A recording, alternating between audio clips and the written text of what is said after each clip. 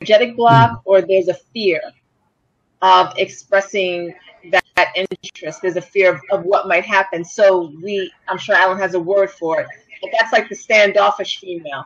I think I want to be interested, but I can't really be interested. So I'm not sure what I'm going to do. So I'm just going to be here. And the first thing I would want to uncover is what we would need to get to, what the root of the fear is. She said she doesn't emote well. So we would want to have to find out why you're not emoting. What is the reasoning behind not doing that? And then come up with ways, small ways, to begin to allow that emotion to come out in an environment that keeps you safe. A lot of women don't feel safe. That's big. And I'm glad that Alan's teaching them how to read women's body language. A lot of women don't feel safe. And if we don't feel safe, then we're not going to emote correctly. And we're going to give off all kinds of wrong signals.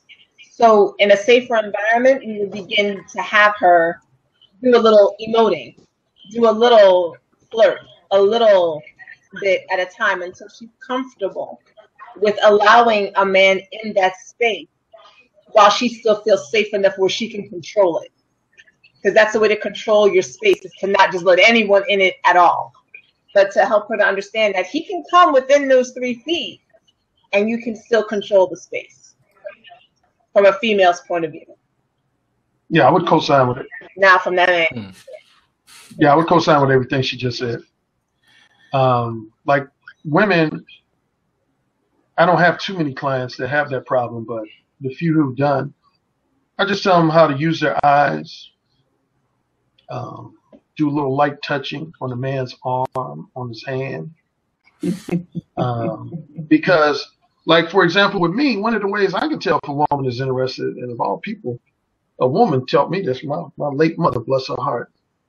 She said, when I was real young, she said, son, if you're talking to a woman and she's looking all over the place, looking to the right side, left side, on the floor, and the ceiling, she ain't really interested in the shit you're talking about. But she said, when a woman is really interested in you, she's going to be attentive. Most of her eye contact is going to be towards you. She's going to listen to every word you had to say. And so, that's held true over the last X number of years. So here's the challenge for me. Okay. My challenge is I emote very well. Okay. And I am friendly and affectionate and sexual and friends. I mean, all of these things. So because there is, I guess you could say, like a lack of this going on, I could be being my friendly self and, like, you know, like homeboy said in the chat about Maisha, then, like, you know, I'm talking to them for like longer than 5 minutes, and to them we go together, and I'm just being me. You know, they might have said, and what's interesting is I interact the same way with women. Women don't, you know, tend to take it any type of way because they're women. But like they could say something funny, and just how you said with the touching though, they say something funny, I'm like laughing, I'm leaning. Kente noticed the other day I play with my hair a lot. Apparently recently I noticed that's the thing for guys or whatever. So I've been trying to calm that down a little bit, but it's like, you know, I'm gonna do that. I tend to especially when I wear lipstick, I tend to run my tongue over my teeth a lot. Apparently that's a thing. Right. Yes, it I'm is. just like trying to make sure lipstick ain't there. So I'm just sitting there talking to somebody. I'm like, And that's the thing. So tell me, you know, a little bit about that. And then I go back and forth in my mind in terms of, do I need to tone that down, or do I just need to let them figure stuff out like on their own? Because at the same time, I don't want to be leading somebody on. Well, number one, if you lead a guy on with all the things you mentioned, that's on the guy. And see, that's where my mode 1 comes in, because I've had a lot of guys assume that because a woman is friendly, that means she's interested. But that's why, as a man, you got to let your interests be known so that they can be reciprocated or rejected. Because see, a lot of guys, and a lot of women too, but particularly guys, they want to keep things under the guise of being a gentleman. They want to use all this vague and ambiguous language. And all that does is lead to frustration. I give you the most common example. I've had many male friends. They'll meet a woman, say like yourself, and they'll talk to you, Rasheen or Maisha, for like an hour and a half. And you'll be smiling and laughing and just being friendly. And they'll be like, yeah, I'm in there. Shoot, I know him right now. I'm about to ask her out on a date because I know she's been smiling. She be laughing at all my jokes. And they do this beat around the bush after they've been talking for 90 minutes. Hey, yeah, Rasheen, I was thinking, maybe, me and you, kind of get together and hang out. And he said, oh, sweetie, bless your heart. I just started seeing my ex-boyfriend again, and we're going to give it another go. But I have just enjoyed this entertaining conversation. See, this is what cracks me up when I tell them, is that what guys are doing, Kente, you might already know this.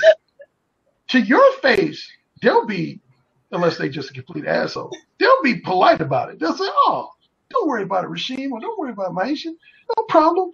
But then if I'm their boy, they call me up sometimes at 1 a.m. Hey, Alan, you up, man? And check this out, man. I met this chick named Rasheen, or I met this chick named Maisha, right? They're talking to at 8 o'clock, man. We talking to fucking 10:30, right? About everything. Politics, sports, talking about everything. I mean, she was laughing and shit. And then at the end, when I said, yeah, we should hook up and hang out, maybe have dinner, they're like, oh, sweetie, I'm married or I'm engaged.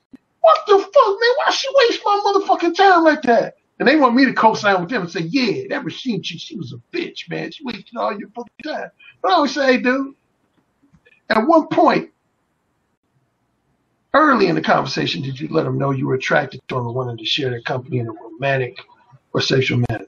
Hey, I felt like I had to do the small talk. That was your mistake. That's where you fucked up.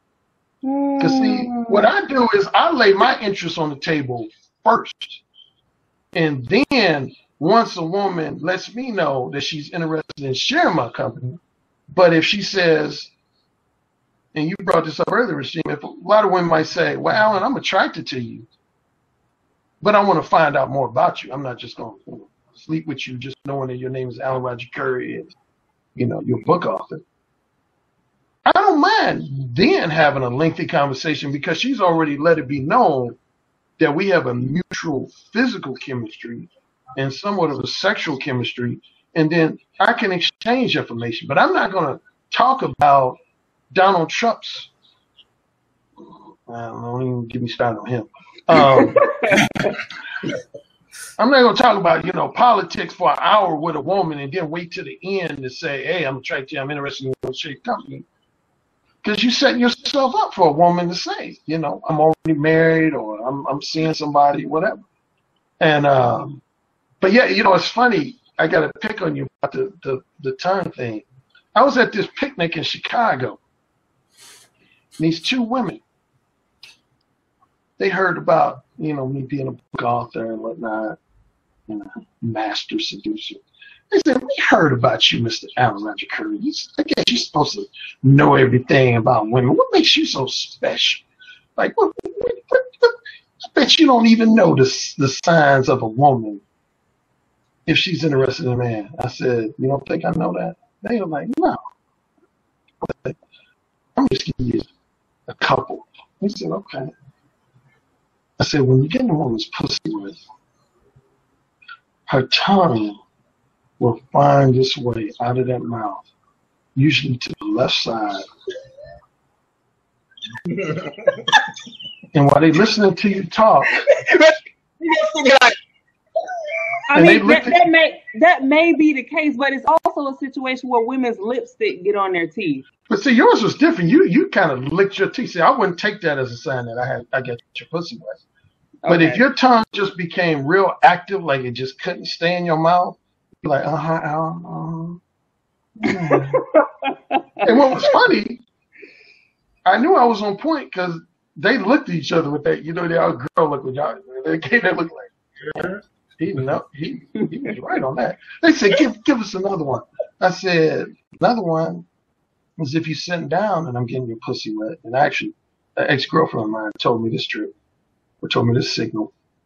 I said, you're going to keep crossing and uncrossing your legs because the juices in your pussy are just going to start flowing out and going towards your anus.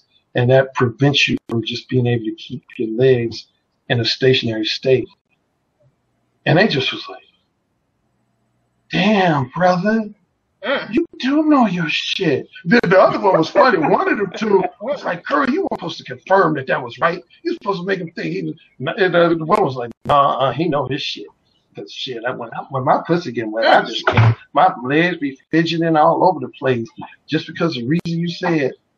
So yeah, those are two signs, fellas. If you didn't know that before, yeah, if a woman's tongue comes out of her mouth, and I would say usually to the left, it could go right, but it's usually to the left. Matter of fact, if you look at the cover of my audiobook, who'll say it again? You see a woman on the cover with her tongue out to the left, and that's on purpose. And the guy is talking to her in the left ear.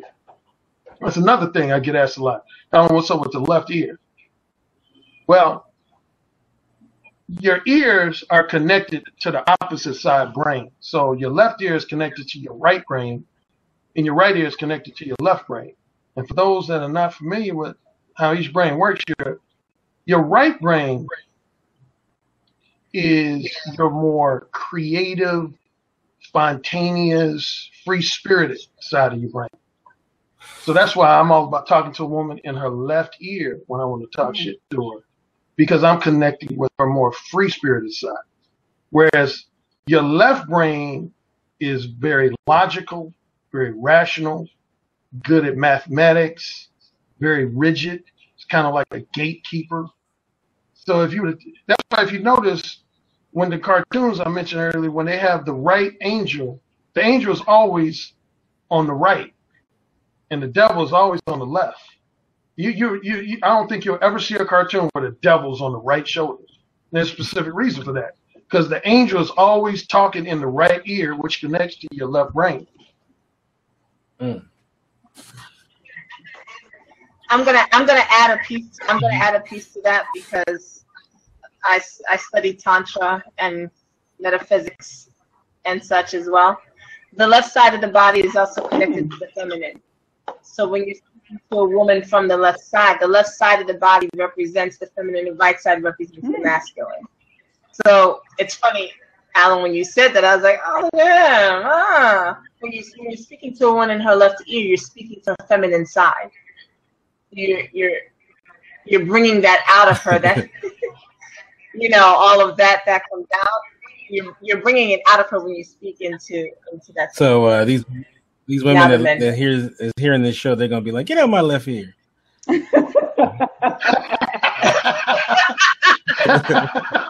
Right. Stay out of that ear. Well, I want to thank you guys. Thank the panel so much. You guys were amazing. And of course, thank everybody that's been listening to the show. The show was awesome. I'm gonna take this moment to I'll do a quick shout out of people who are in the chat room, and then we'll say our goodbyes. I see we got so Steph in the house. We got Brooklyn, Divine. I know Ambrosia is here as well, and everybody that's been here. Angie. And those that are listening on the podcast, on the audio podcast, thank you as well. So I'm going to start off with Maisha. Tell us how we can reach you in social media, as well as you have a website.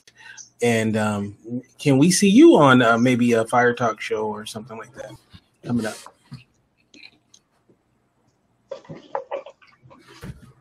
Uh-oh, Maisha, did we lose you?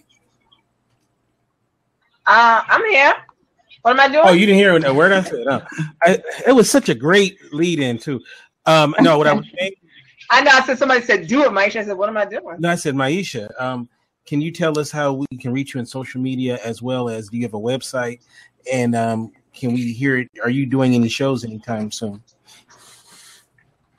I am not right now. I hopefully will be a guest back on a show that I was a part of called Pussy Power TV. Somebody mentioned Pussy Power earlier. So Pussy Power TV is every Sunday at 9 p.m. Eastern. It's right here on Fire Talk. So if you find me, you're going to find me there talking about topics like this one. All right. Well, thank you so much, and hopefully we can get you back on because I enjoy the work that you do, and thank you for stopping by with us.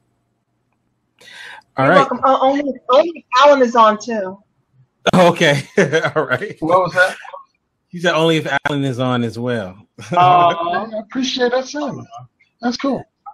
Thank you. All right, so Alan, how can we get you on social media, your website, and when can we hear your shows? Well, I think I mentioned earlier, my long-running show, Off-Running Straightforward, I hosted for 9 years. But after long thinking about it, last 3 months, I gave it up. A lot of my listeners are heartbroken. But I'll probably still continue with my show, The Erotic Conversationalist. And who knows, I might have Maisha as a guest. Damn. Have an intellectual she already go where y'all are polyamorous. I was about to say, she already go with Brooklyn, but it's all good. Oh, yeah, I'd love to have her as a guest on The Erotic Conversationalist. I go a lot. But yeah, I'm on Twitter. My whole name, Alan Roger Currie. Facebook, I got a fan page. A lot of biographical information about me is on wikipedia.org. For men, the site I direct them to is Direct Approach Dating, as one word, directapproachdating.com. So if you're a single heterosexual male and you want help with verbal communication skills and just interpersonal communication skills with women in general, go to directapproachdating.com. I do email consultations. I do Skype and telephone consultations, as well as I do one-on-one face-to-face coaching sessions with male clients. For women and couples, the site I would direct you to is mode1, mode1.net/training, mode1.net/training.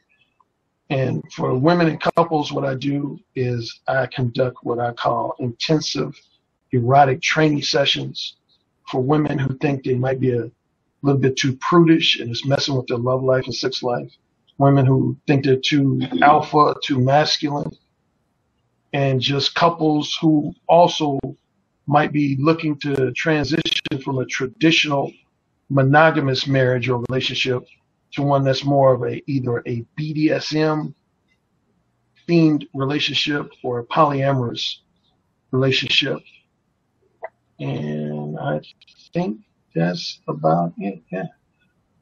All right. Well, hey, it's good that those people have you to help them in that transition. So you're doing I don't want to say the Lord's work, but you're doing work. So. That's funny you say that, Kente, because I got a buddy. Are you familiar with this comedian? He passed away named Patrice O'Neal.